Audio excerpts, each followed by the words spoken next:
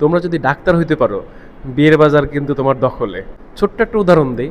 আমার বন্ধু Tanvir first year থেকে ফাইনাল ইয়ার পর্যন্ত প্রায় 553টা বিয়ের প্রস্তাব পাইছে।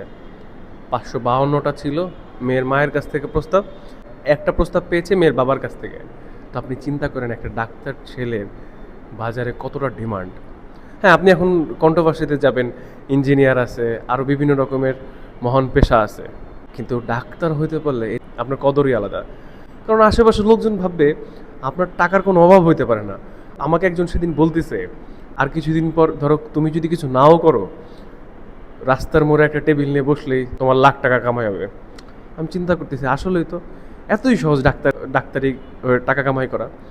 জাস্ট রোগীর 1 মিনিটে একটু হাত ধরবো, পালস দেখবো, তাতেই লাখ টাকা।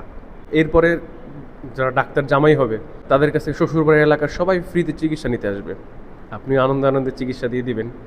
ডাক্তার ছেলেরা খুবই স্মার্টলিভাবে সব সিচুয়েশন হ্যান্ডেল করতে পারে। কোনো জটিল সিচুয়েশনে মাথা ঠান্ডা রেখে তারা ব্যাপারগুলোকে সলভ করার চেষ্টা করে।